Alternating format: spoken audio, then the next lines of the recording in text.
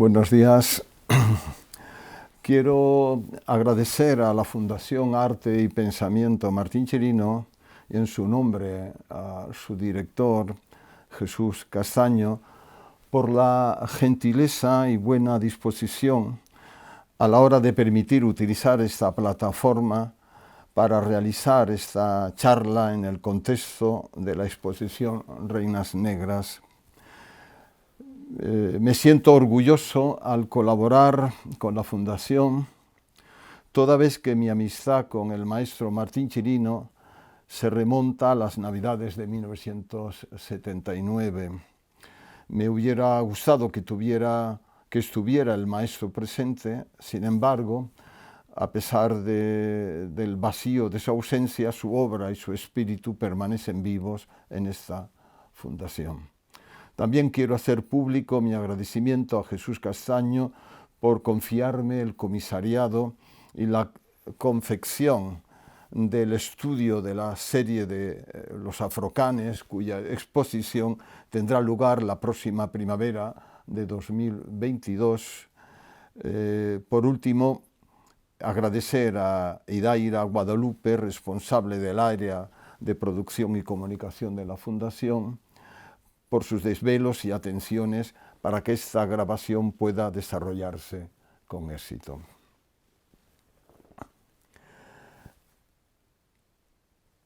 El objetivo de esta charla es poner en relación la serie Reinas Negras de Martín Chirino con una de las piezas o trebejos del juego de ajedrez, la llamada Dama o Reina Negra.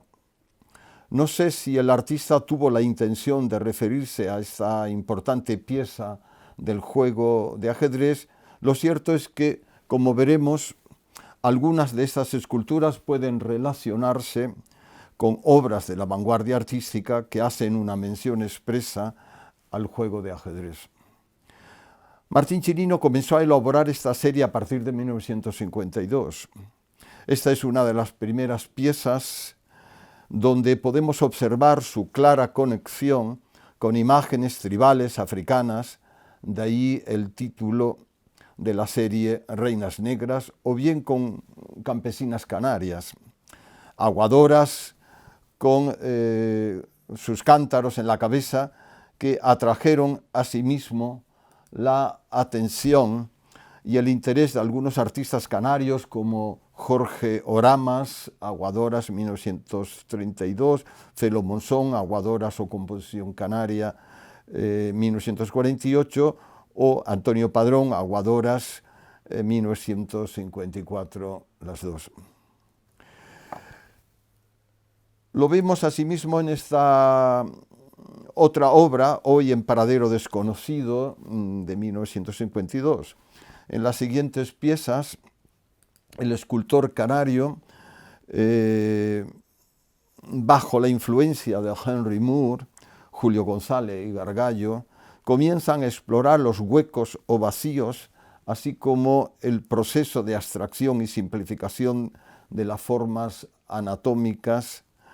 La geometrización de las formas a partir de la estatuaria aborigen crea una tipología con cabezas romboidales que influirá posteriormente en otros artistas canarios como Antonio Padrón, 1920-1968, cuyo centenario estamos conmemorando. Lo vemos en esta obra Tienda de 1966 o en esta otra Campesina también de 1966. Particularmente interesante esta otra Reina Negra de 1952 de Martín Chirino, inspirada en el ídolo aborigen, conservada en el Museo Canario de Las Palmas, encontrado en las excavaciones de Galda y conocido erróneamente como ídolo de Tara. Hace unos años ya estuve interesado en el tema del juego del ajedrez en la historia del arte, a propósito de unos seminarios realizados en mis clases de Teoría del Arte Contemporáneo en la Universidad Complutense de Madrid, Mi charla hoy viene sugerida por las varias alusiones a Vladimir Nabokov, 1899-1977, que el comisario de la exposición Reinas Negras, Alfonso de la Torre, realiza en su espléndido estudio que sirve de catálogo a la exposición. Vladimir Nabokov es un importante novelista, poeta, entomólogo y sobre todo célebre compositor de ajedrez y ajedrecista, con el tema del ajedrez como fondo y argumento de algunas de sus importantes novelas. Esto me dio pie para sugerir que estas esculturas de Martín Chirino que estamos comentando, amén de las conexiones con la figura de la mujer en las sociedades tribales africanas o canarias, podrían a su vez aludir a las piezas de un tablero de ajedrez, dada la similitud que algunas de ellas guardan con la obra del surrealista Max Ernst. O despreciar con esta escultura el rey jugando con la reina de 1944, que hace alusión de una forma clara a las dos piezas más relevantes del juego del ajedrez. La posición del brazo derecho hacia adelante del rey en la obra de Max Ernst, así como la posición del brazo izquierdo hacia atrás en un gesto de protección hacia la reina, que aparece a la izquierda en primer plano, la encontramos la misma posición de los brazos, a su vez en la escultura de Martín Chirino, Reina Negra de 1952. No sé si nuestro escultor vio o tuvo noticias o referencia de esta obra de Max Ernst. Lo cierto es que encontramos un paralelismo sorprendente. La escultura de Martín Chirino, como ya acabo de señalar hace un momento, se inspira en el ídolo aborigen canario, a pesar de que las formas están muy estilizadas y que hay una cierta ambigüedad. Podemos, no obstante, reconocer algunos elementos de su anatomía. En la parte superior vemos una especie de cabeza en forma de plato, los brazos como pequeños arcos hacia abajo y los muslos o piernas como los arcos inferiores. Dos pequeños orificios en lo alto podrían ser los ojos. Sin embargo, la realización de la pieza, como acabo de decir, es muy ambigua. Si la contemplamos en función de la obra de Max Ernst, podríamos ver a la reina de Martín Chirino como una representación de medio cuerpo, donde los arcos inferiores serían los brazos y no los muslos o piernas. Los pequeños arcos superiores vendrían a ser las puntas del pañuelo que cubriría la cabeza, anudado al cuello, como vemos en estas otras reinas que hemos visto antes de Martín. La reina del tablero, en la escultura de Max Ernst, guarda asimismo un parentesco con esta otra reina de Chirino. Max Ernst, por otra parte, diseñaría estas famosas piezas y tréveres de ajedrez de 1944, realizadas en madera de arce y nogal. Son las mismas piezas que aparecen en el tablero que Marcel Duchamp, en el salón de su casa, como podemos apreciar en esta fotografía de la izquierda. Las esculturas de Martín Chirino guardan una curiosa similitud con los diseños del escultor surrealista. En la perspectiva del juego de ajedrez, podríamos interpretar a su vez esta cangrafía de Chirino de 1975 como un dibujo de las piezas de los peones del juego. Este dibujo collage de Martín está inspirado, por otra parte, en una de las más interesantes pintaderas aborígenes canarias. Martín conocía sin duda las pinturas de la Cueva Pintada de Gáldar, donde aparecen los característicos rectángulos ajedrezados y los llamados triángulos pitagóricos, idea que le pudo haber servido de inspiración para el diseño del triángulo superior de su cangrafía. No sé si Martín Chirino fue consciente de esta fuente de inspiración. De 1948 a 1952 realizó viajes a París y Londres, donde entró en contacto con la obra de destacados artistas de la vanguardia internacional como Leyer, Picasso, Matisse, Brancusi, Julio González, Henry Moore, etc. El juego del ajedrez, como se verá a continuación, jugó, valga la redundancia, un papel importante en el desarrollo de la vanguardia artística y literaria e incluso de la teoría estética contemporánea. Las reinas negras de nuestro escultor canario ganarán sin duda una nueva significación al contemplarla bajo este otro prisma que es el que estamos tratando de exponer en esta charla.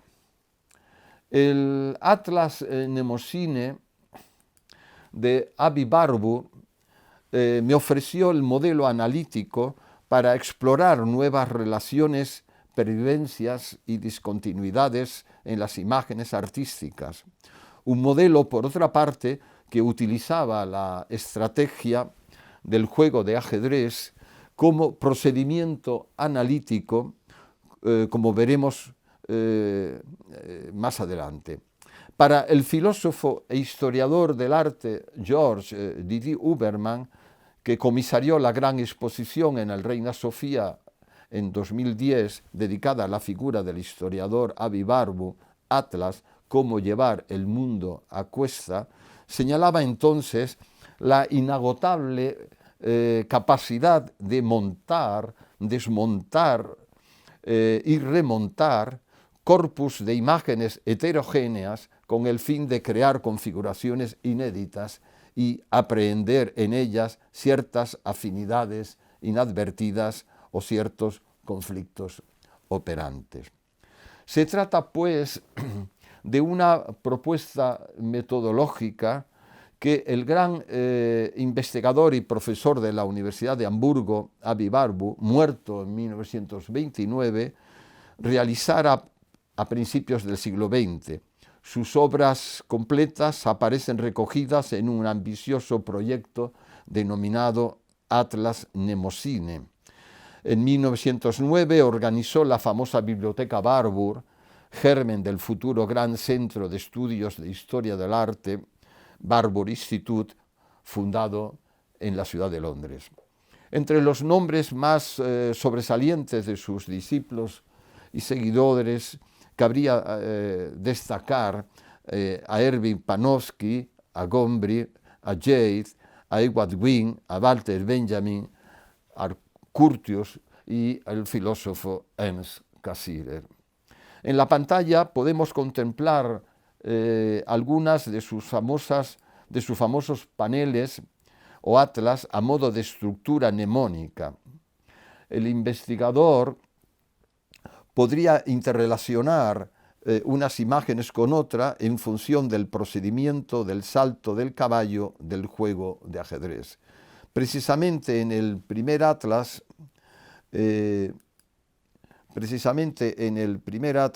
dispone de un tablero de ajedrez en la parte superior a modo de sugerencia. En la pantalla podemos encontrar diferentes paneles o atlas donde se muestran una serie de imágenes sacadas o extraídas de la historia del arte sin ninguna aparente relación natural entre sí. El discurso tradicional de la historia del arte, sostiene el profesor Didier Huberman, conduce a fijar y determinar las imágenes en una secuencia cronológica basándose en documentos y testimonios de la época, creando así un relato lineal.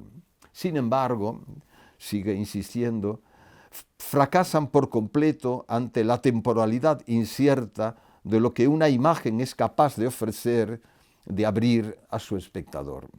De ahí que proponga, en sintonía con el historiador Aby Warburg, reinventar en cada ocasión ante las obras de arte un lenguaje no axiomático, un lenguaje heurístico, flexible, imaginativo y asociativo.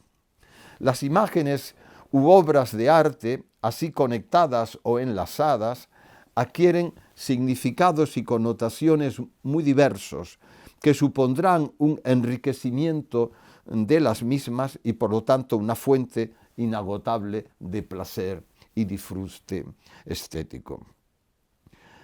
El símil de esta metodología con el juego de ajedrez es altamente significativo y ejemplar, pues al igual que las piezas del juego que tienen un cometido constante, sin embargo, su valor y estrategia cambian en cada jugada o partida, con infinitas posibilidades de actuación o resolución. Una metodología o juego en continua transformación.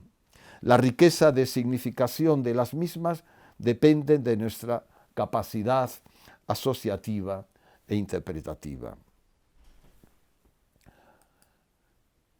Sin ánimo de ser exhaustivo, tampoco lo permite el tiempo de mi intervención, quisiera hacer un recorrido por la historia para mostrar la incidencia e importancia del juego de ajedrez en el arte. Pero antes me gustaría aludir a una obra teórica de principios del siglo XX que está en consonancia con el interés de Aby Warburg por el ajedrez. Me refiero al decisivo ensayo del lingüista francés Ferdinand de Saussure, Curso de Lingüística General, aparecido por primera vez en 1915. Se trata de la obra clave fundacional del método estructuralista, llamado a ejercer una gran influencia en todos los sistemas modernos de interpretación. En el parágrafo cuarto del capítulo tercero, titulado La diferencia de los dos órdenes, ilustrada por comparaciones, el sabio lingüista introduce la metáfora de la partida de ajedrez para dar cuenta de los dos ejes fundamentales en el análisis de las ciencias, en particular en el análisis de la ciencia lingüística, esto es, el eje de simultaneidades o sincronía y el eje de sucesiones o diacronía. De entre todas las comparaciones que se podrían imaginar, escribe Saussure, la más demostrativa es la que se hace entre el juego de la lengua y una partida de ajedrez. En ambos juegos estamos en presencia de un sistema de valores y asistimos a sus modificaciones. Una partida de ajedrez es como una realización artificial de lo que la lengua nos presenta en forma natural. Veámoslo de más cerca. En primer lugar, un estado del juego corresponde enteramente a un estado de la lengua.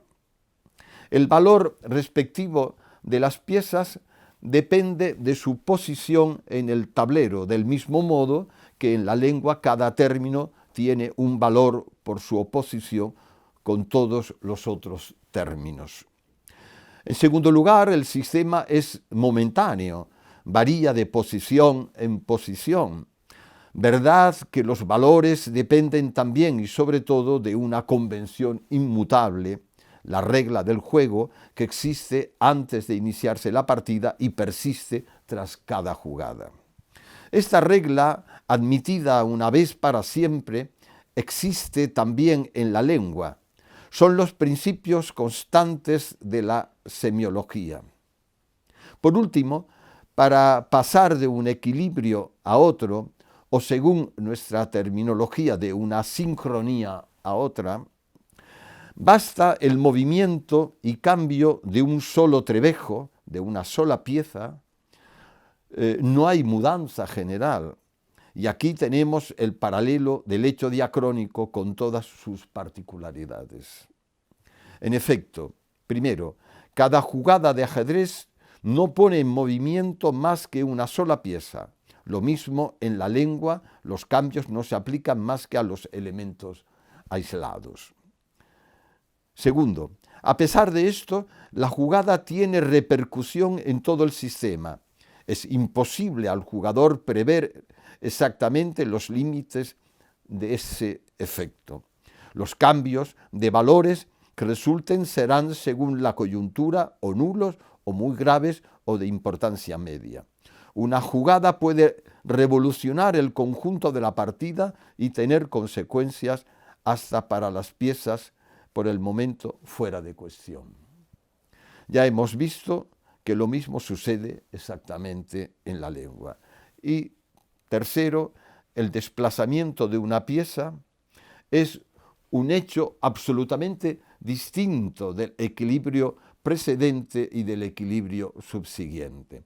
El cambio operado no pertenece a ninguno de los dos estados. Ahora bien, lo único importante son los estados. En una partida de ajedrez, cualquier posición que se considere tiene como carácter singular el estar liberada de sus antecedentes. Es totalmente indiferente que se haya llegado a ella por un camino o por otro. El que haya seguido toda la partida no tiene la menor ventaja sobre el curioso que viene a mirar el estado del juego en un momento crítico.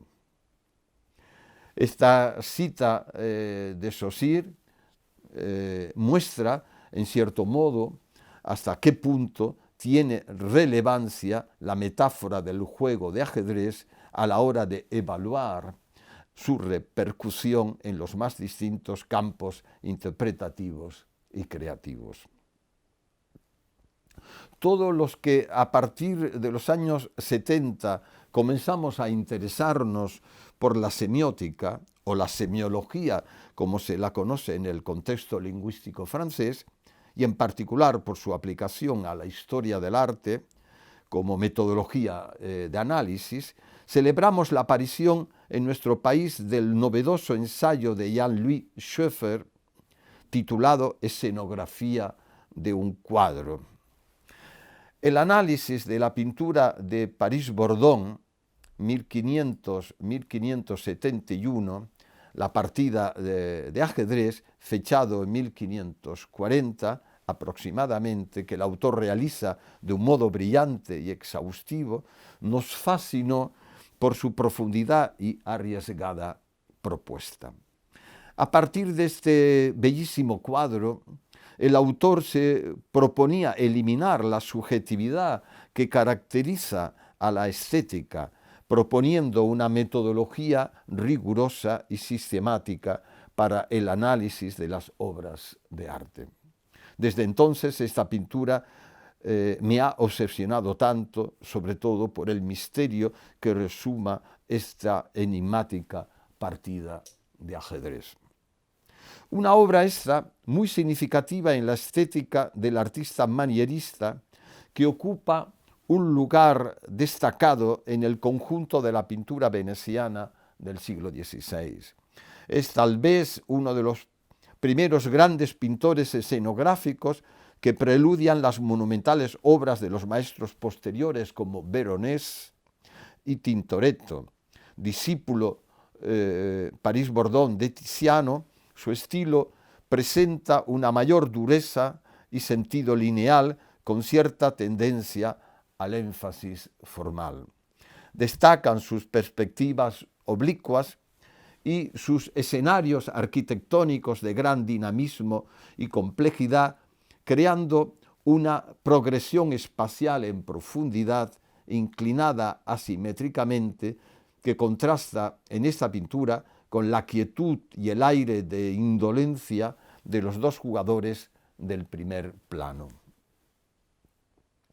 Distribuye las figuras en diversos planos de un mismo espacio, de tal modo que a pesar de las diferencias de escala y profundidad, quedan unidas a través de una continuidad de nexos rítmicos. Se impone la fuerte impronta escenográfica, inspirada sin duda en diseños teatrales tomados de la práctica de la época, como los diseños de Peruzzi, Ossarlio o Luciano Laurana. La partida de ajedrez se presenta pues como un proyecto, como un juego de combinaciones, en el que una vez iniciada aquella, cada uno de los dos contrincantes ha de tomar las oportunas estrategias, evaluar las debilidades, amenazas o decisiones del contrario, calibrar en cada jugada el estado cambiante de posiciones de las distintas piezas y prever los movimientos del contrario para así establecer el ataque conveniente. Pero también la partida de ajedrez, como es el caso de este cuadro, se nos muestra como una metáfora, o mejor aún como una metonimia del espacio que se encuentra al fondo. Una metáfora teatral del mundo, donde unos personajes aparecen ocupando sus casillas como las piezas del tablero del primer plano, donde los dos jugadores cuyas miradas cómplices con el espectador disponen el orden de la jugada, como si realmente estuvieran decidiendo el destino del mundo, de los hombres, el de los espectadores y el de los personajes de la escena representada. Schoeffer señala que este juego es un juego de sujeción, que instaura un orden combinatorio, puesto que regula el mundo, ya que, como puede verse claramente, el espacio del juego es un teatro donde los papeles son teledirigidos, siendo el tablero el cuadro de mandos y el juego una representación teatro de la mirada. El cuadro se manifiesta a sí mismo, el cuadro se manifiesta, se expone. Comienza a ser entendido gracias a la partida de ajedrez que actúa, señala el semiólogo Schoeffer, de figura o propuesta de significación. La partida de ajedrez aparece así como elemento intermediario, como elemento de mediación entre el espectador y el espectáculo del cuadro. El espectador se siente doblado en las figuras de los dos jugadores que le miran fijamente. Podríamos ver un trasunto de la mirada y su doble. Constatamos en esta pintura que el pintor ha concebido un cuadro en el que invita al espectador a una participación directa en los avatares del mismo, introduciéndole e implicándole en la escena representada a través de la ficción de una partida de ajedrez en un momento determinado del juego, como si le presentara uno de esos problemas que los especialistas en ajedrez ofrecen a los aficionados al mismo. De hecho, el tablero de ajedrez aparece volcado o dirigido hacia el espectador, como si los jugadores juntos estuvieran realmente retando al espectador a jugar por la posición del tablero cuyos recuadros están, mal dirigidos. Tenemos pues un cuadro que hace de metáfora del cuadro mismo y de la mirada, metáfora del mundo, metáfora de la vida.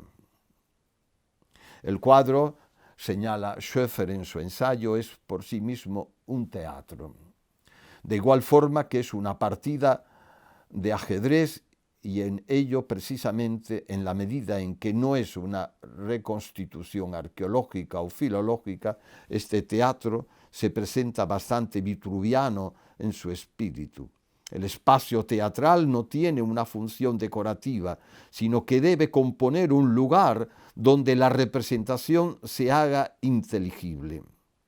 Lo que está en cuestión es que el espacio y la representación cambian de papeles en la construcción de una elocuencia, de una retórica de la mirada. La mirada es a la vez sujeto del enunciado y de la enunciación. Esta situación es, por lo tanto, la de todos los sujetos que podemos aislar aquí. No veo un ojo, sino una mirada. Pero como que gramaticalmente esta visión está sin sujeto, el ojo no aparece, solo queda el cuadro como texto enfrente.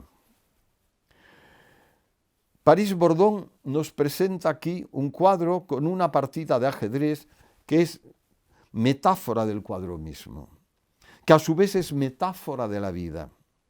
La metáfora de la partida de ajedrez de Saussure fue asumida a su vez por el gran semiólogo y lingüista Louis Genlève, para quien la semiótica no era una disciplina, sino un sistema que puede ser o bien una lengua o bien un juego como el ajedrez. Al igual que Raymond Roussel, que consideró el juego del ajedrez como una verdadera lengua.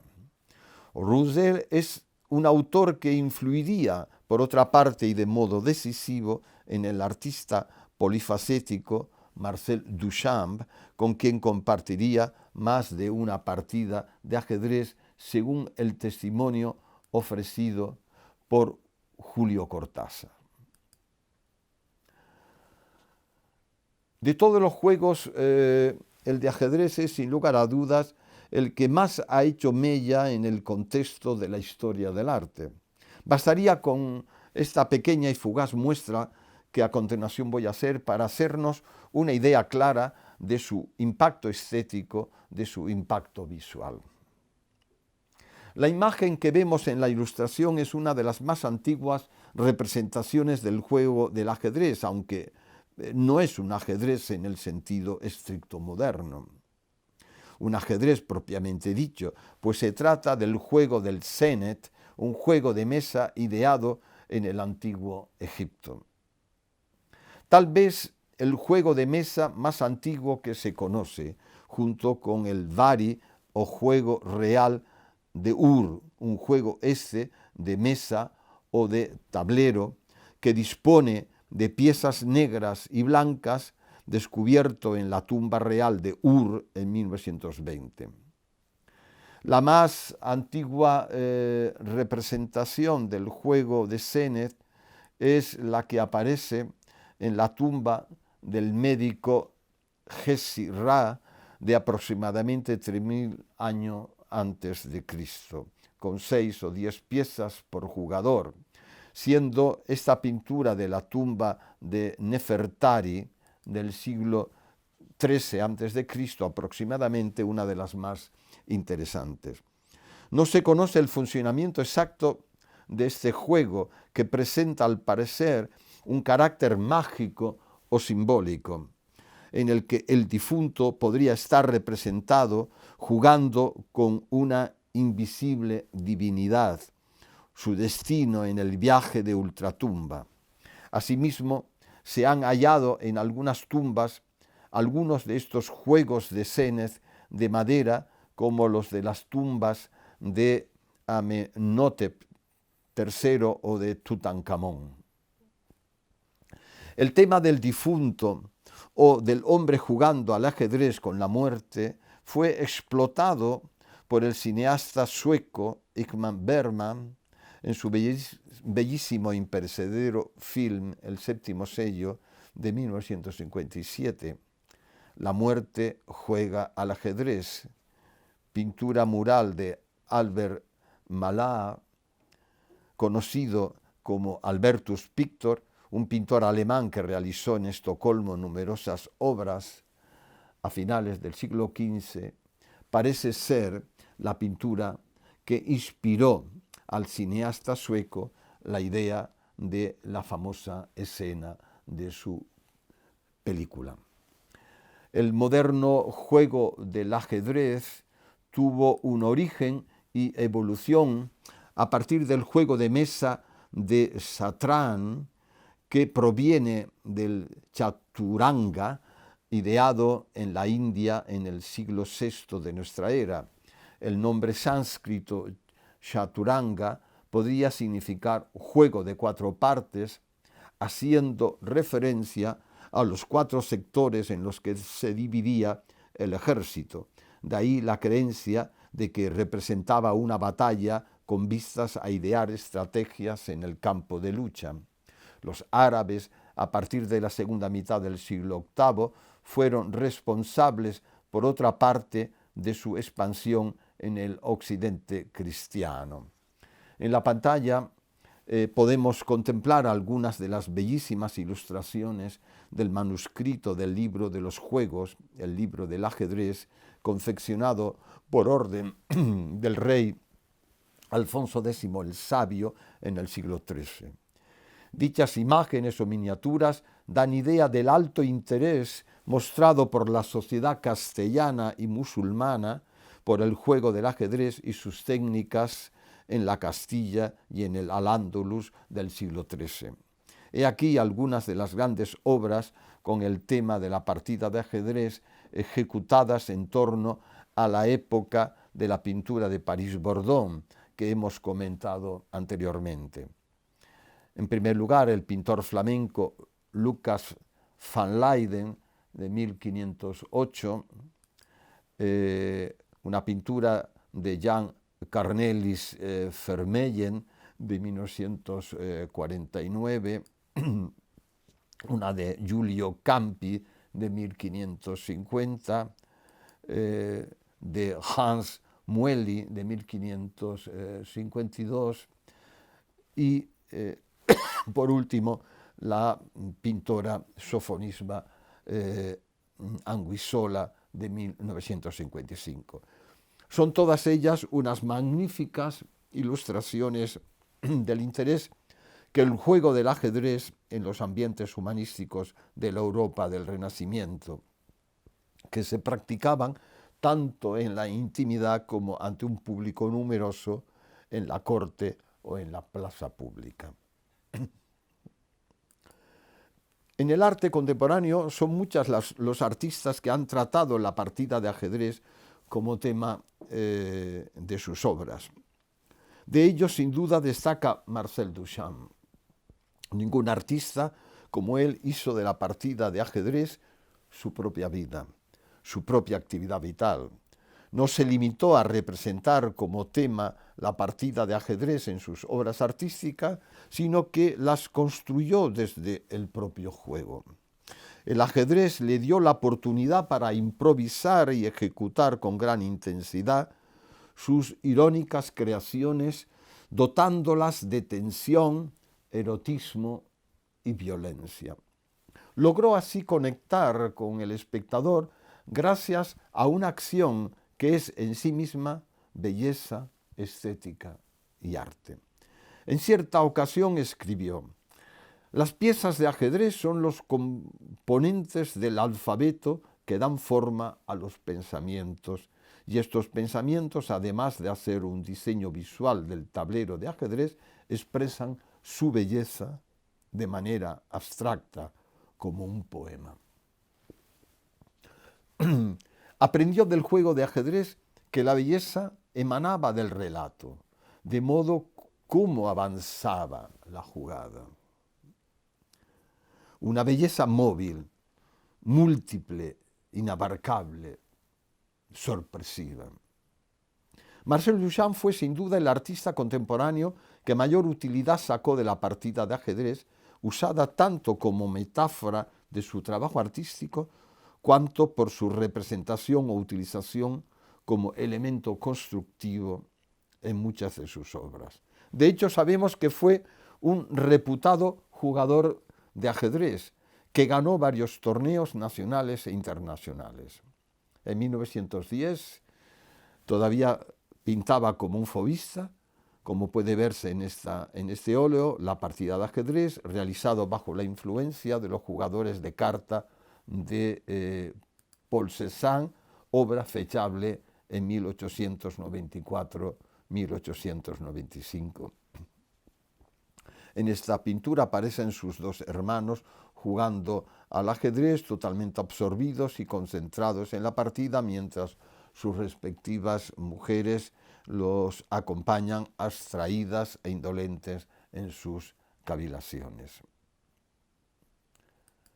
En 1912 acaba una serie de dibujos y pinturas en donde reflexiona sobre la velocidad y el movimiento, que culmina con unas obras mecanomórficas, en donde a su vez hace una directa alusión al ajedrez, en especial a las dos piezas principales, donde se pone de relieve su ironía y juego de palabras, como vemos en esta obra titulada El rey y la reina atravesados por desnudos rápidos. Duchamp juega aquí con alusiones y evocaciones a la energía erótica y a la fugacidad del placer. Me atrevería a sugerir que el artista se ha inspirado en esta pintura en la obra de Velázquez, Las Meninas.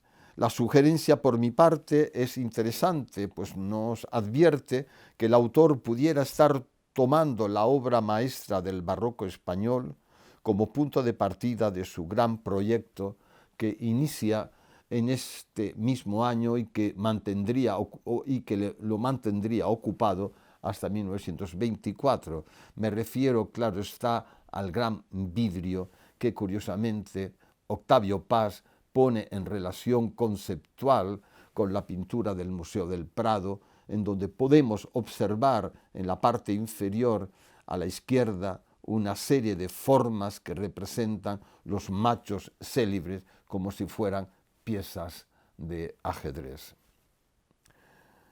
En El rey y la reina atravesados por desnudos rápidos, en esta obra de Duchamp, las dos figuras del rey y de la reina guardan asombrosas similitudes, salvando las distancias, con las figuras de la infanta doña Margarita y de doña Isabel de Velasco del lienzo velasqueño de Las Meninas. Podemos superponer la imagen de la infanta a la figura de la izquierda de la pintura de Duchamp y comprobar algunas coincidencias que muestran la transformación de la infanta y su vestido en la figura mecanomórfica duchampiana. Asimismo, la otra figura de la derecha recuerda a la menina doña Isabel de Velasco. La cuña diagonal en medio de ambas es el desnudo o desnudos que atraviesa la escena. Si hacemos una pequeña broma, podemos imaginarnos la intención conceptual de Duchamp. El desnudo rápido atravesaría la estancia entre ambas figuras. Por esta misma época, Duchamp realiza esta otra pintura con figuras mecanomórficas, denominada Jugadores de ajedrez de 1911-1912, en la que trata de representar la actividad mental de los jugadores mientras juegan. En estas obras, al igual que en su famoso desnudo bajando la escalera de 1912, el artista trataba de conjugar el movimiento y la plasmación del tiempo mediante la descomposición de las imágenes de la trayectoria de un cuerpo mientras se mueve en el espacio.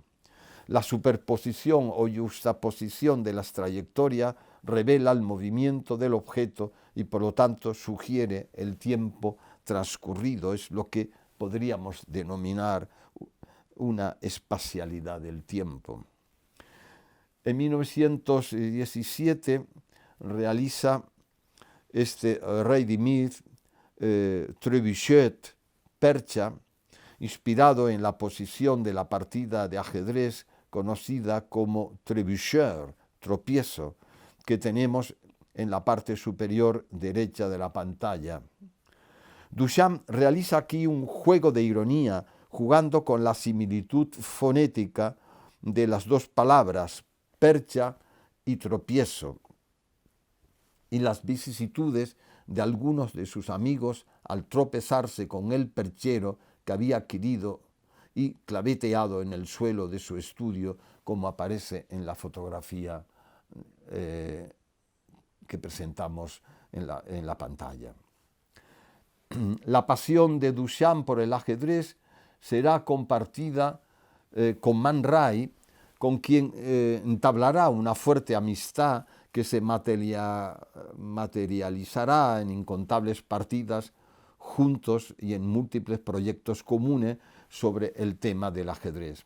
Ambos comparten además una misma concepción de que el ajedrez es una evidente muestra de arte que comporta complejas combinaciones de lógica, ciencia y geometría, que crearon para su comercialización.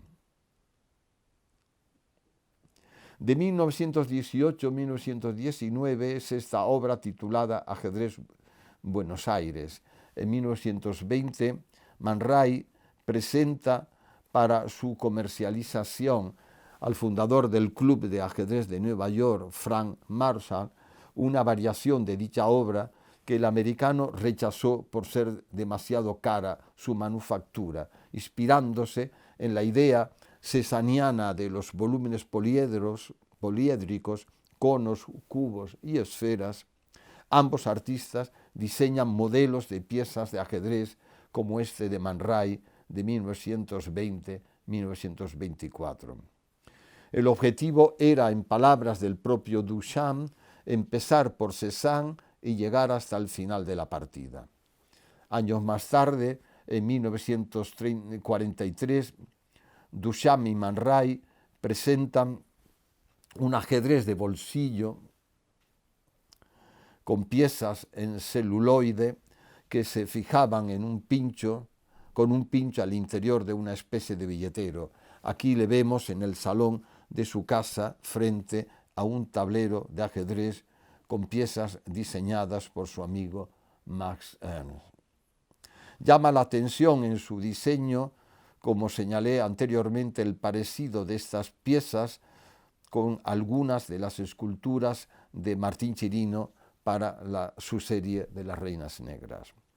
En 1942, Duchamp realiza esta instalación Milla de cuerda para la exposición Los primeros documentos del surrealismo en la French Relief Society de Nueva York, consistente en una serie de cuerdas colocadas en zigzag en medio de las salas donde se exhibían las obras y documentos de la exposición entre el techo y el suelo y las paredes, simulando la trayectoria o el movimiento de las diferentes piezas del ajedrez de los jugadores, con la finalidad de que el jugador espectador no dispusiese de fácil acceso o circulación en la sala.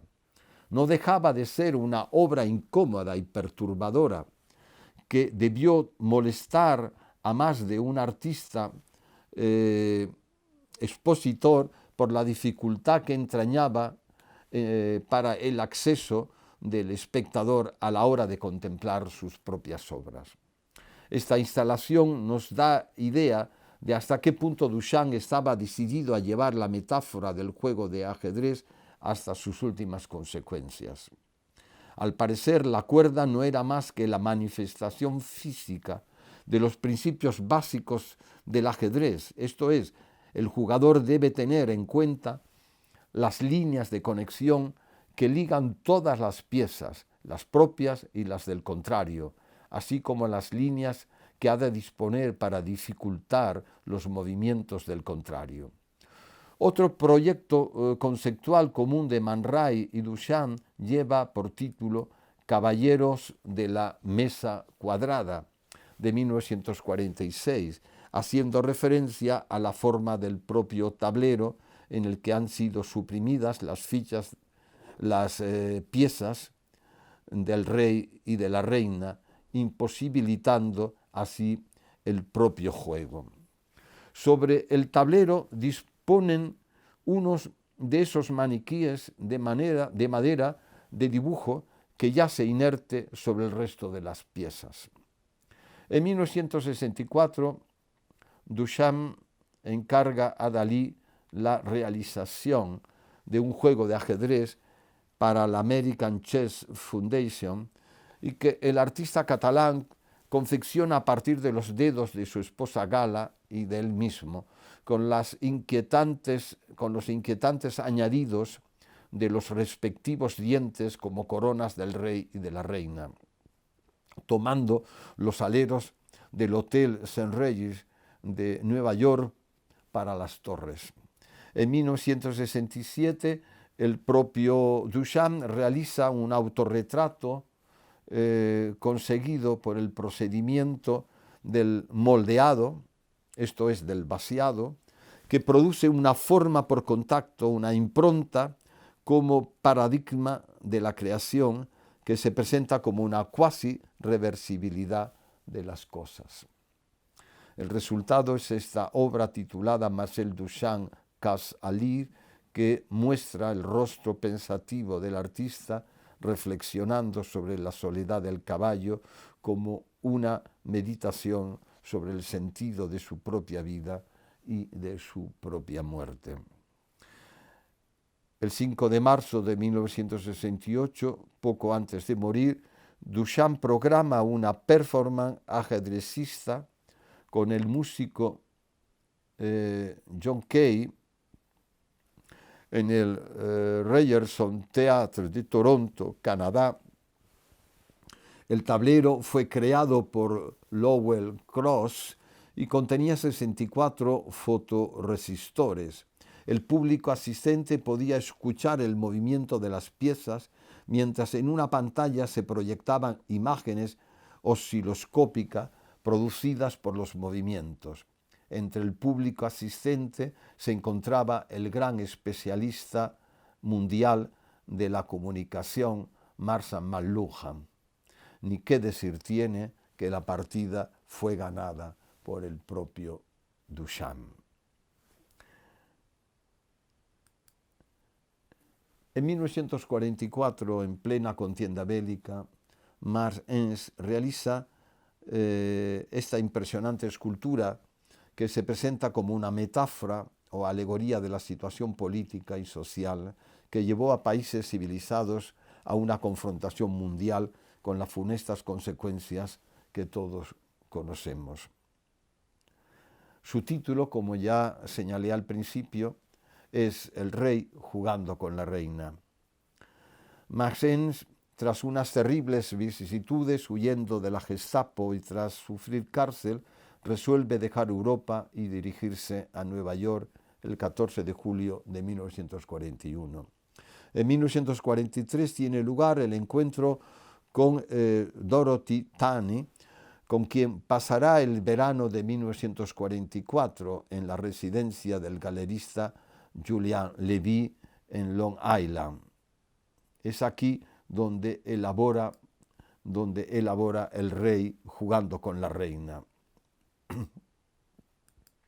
La obra se desarrolla sobre un tablero de mesa en el que domina la figura del rey, que es a un mismo tiempo pieza y jugador. Los brazos del rey dominan el conjunto, situándose el derecho delante y el izquierdo detrás del tablero en un gesto abiertamente protector o de control o dominio. El título de la obra despierta asociaciones eróticas y sobre todo evoca la figura picasiana del Minotauro, con lo que tiene de violencia sexual y de muerte. El contexto de la Segunda Guerra Mundial introduce una segunda lectura, viendo en esta obra una alegoría o una metáfora de un soberano todopoderoso, un terrible déspota que dirige y manipula el teatro del mundo a su antojo, en clara alusión a la figura de Adolf Hitler. En esta otra imagen vemos a Max Ernst con Dorothy Taney, fotografiados en 1947 en su residencia de Sedona, Arizona, junto a esta obra otra escultura de aspecto primitivo, titulada Capricornio, donde transfiere al contexto tribal las dos figuras del ajedrez del rey y la reina. Ya he comentado al principio la relación que a mi juicio mantienen algunas reinas de Martín Chirino con estas piezas de Mars Enns.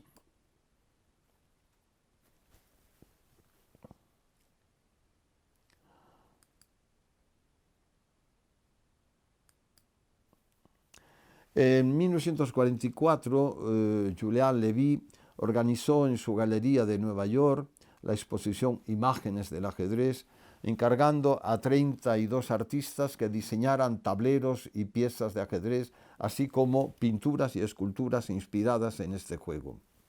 A propósito de uno de los conjuntos exhibidos, el Newsweek relataba: del lado bromista, sin embargo, cae el invento de los escritores surrealistas Nicolas Callas y André Breton. Su tablero está hecho de espejos para que los narcisistas jugadores se puedan mirar, y las piezas son copas corrientes de distintos tamaños y formas, las negras llenas de vino tinto y las blancas de vino blanco. Cada vez que uno de los jugadores captura una pieza, tiene que beberse la sangre simbólica de la víctima. Durante la exposición, Levy organizó a su vez una partida de ajedrez en la noche del 6 de enero de 1945, en la que George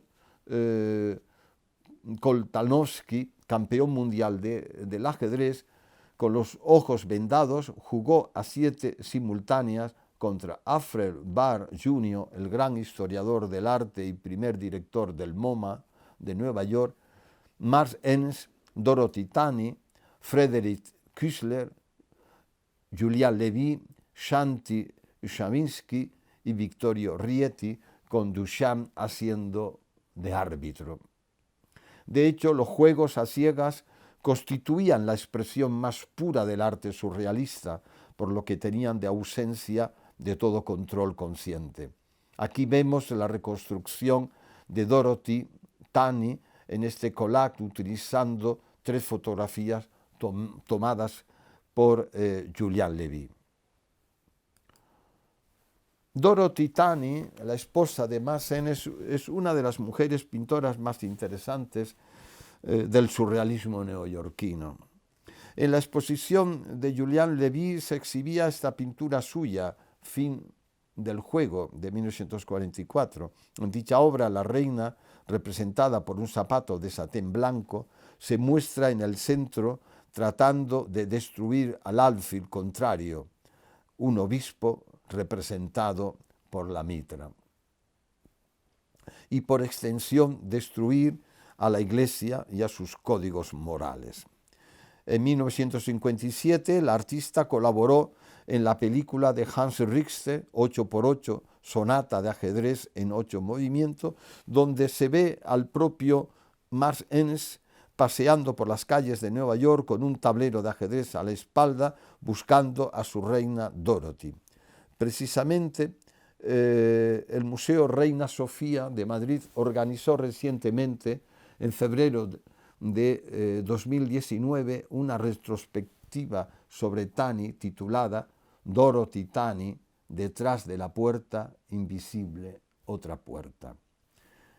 Vinculada al ajedrez, esta otra artista surrealista norteamericana, Muriel Streeter, esposa del galerista Julian Levy, amigos, como ya he señalado, del matrimonio Enns-Taney, que en 1944 pinta esta obra titulada Las reinas del ajedrez.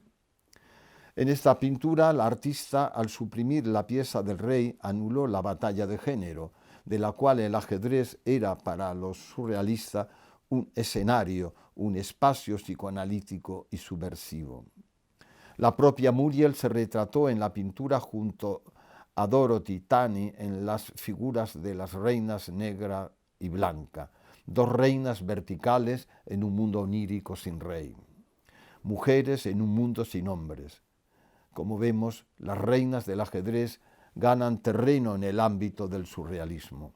Si bien es verdad que el rey figura la pieza más importante del juego, sin embargo, la reina es la pieza más poderosa y codiciada.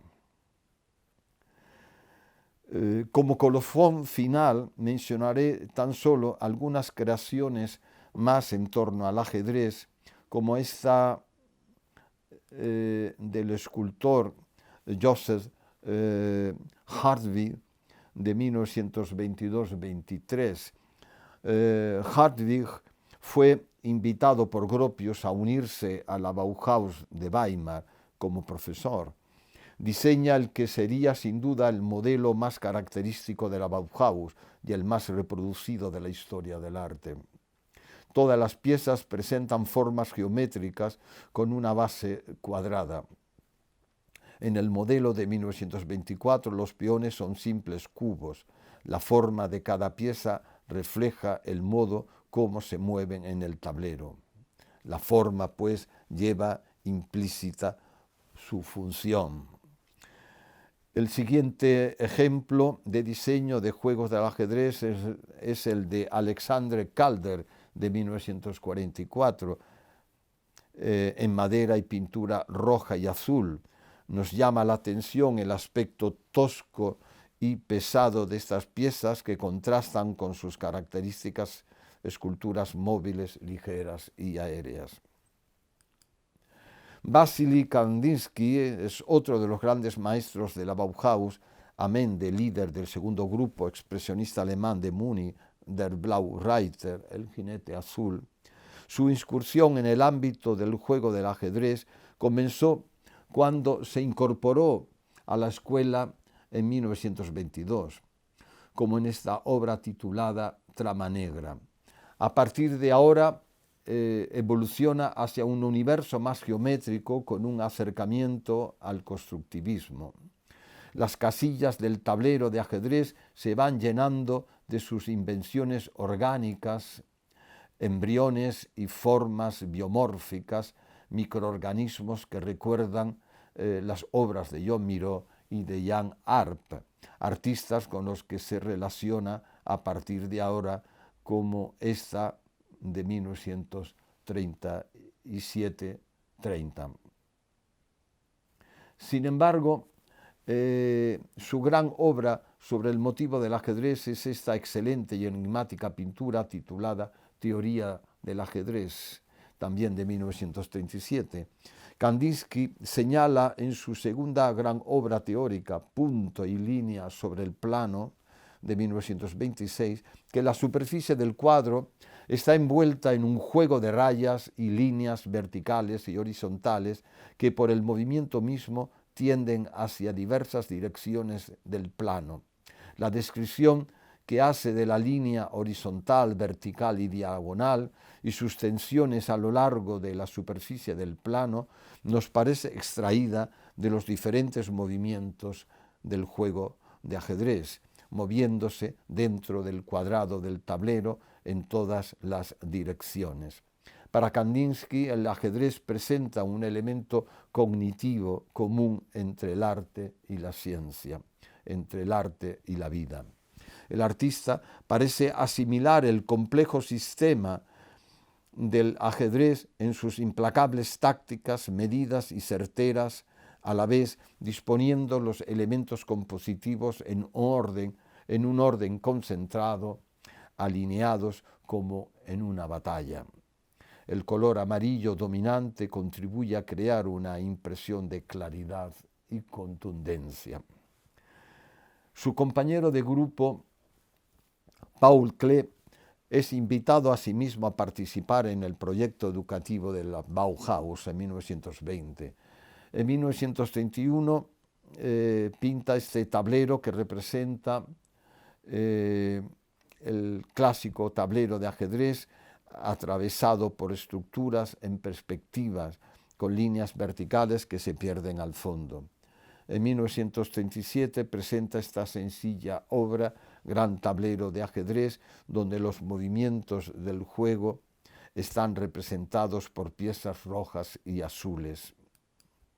El ganador de la partida es claro, el gran rey representado casi en el centro del tablero de forma dominante. Al igual que en Mars Ens, esta obra simboliza o alegoriza la situación de control férreo por parte de un poder omnímodo en el contexto político de la Alemania de Hitler.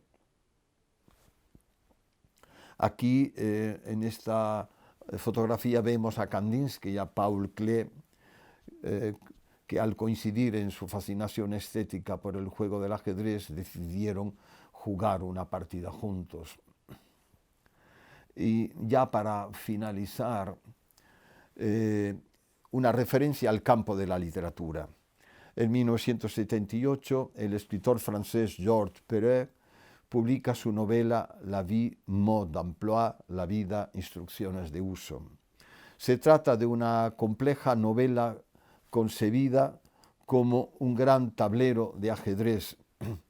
El propio escritor nos ha dado razón de la misma. Me imagino un inmueble parisiense cuya fachada ha desaparecido, de modo que desde el entresuelo a las buhardillas todas las habitaciones que se encuentran delante sean visibles instantánea y simultáneamente. La novela se limita a describir las habitaciones puestas al descubierto y las actividades que en ellas se desarrollan. La totalidad de la fachada comprende 100 casillas en una estructura de 10 por 10 donde se ubican los 99 capítulos o historia. De la novela. Da instrucciones al lector para proceder a su lectura. Al concebir la fachada como un gran tablero, el lector, al escoger una habitación cualquiera como principio, debe a continuación seguir inspeccionando o leyendo el resto de las habitaciones o capítulos, siguiendo el movimiento o salto del caballo del juego de ajedrez. Reconoce el autor el débito al dibujo de Saul Steiber, aparecido en Londres, que representa un edificio del que ha sido eliminada la fachada, dejando ver el interior en las habitaciones. En España, la famosa viñeta de Ibáñez de los tebeos, el número 13 de La Rue del Percebe. Y esto nos lleva a la secuencia del film de René Clair, Entreacto, realizado en 1924, uno de los cortos dadaístas más interesantes, con guión de Francis Picabia y música de Eddie Satie. En un momento determinado, Marcel Duchamp juega una partida de ajedrez con su incondicional Man Ray en la terraza de un alto edificio de la Place de la Concorde de París. En esta obra, las imágenes no se suceden de forma puramente arbitraria, sino que obedecen a un sutil sistema de anticipaciones y de repeticiones en sintonía con la estructura musical de Eddie Satie. Las asociaciones creadas por semejanza o por oposición siguen la lógica del sueño o del juego mental. El combate de boxeo deviene una partida de ajedrez. El tablero de ajedrez barrido por un chorro de agua realizado por Picabia desde el piso superior se transforma en la Place de la Concorde bajo la lluvia, que a su vez se transforma en una corriente de agua por donde navega un barquito de papel, etc. Los dos artistas, Duchamp y Man Ray, juegan desde lo alto de una terraza parisina a ser los controladores del teatro del mundo, como los jugadores de la partida de ajedrez de la pintura de Paris-Bordón.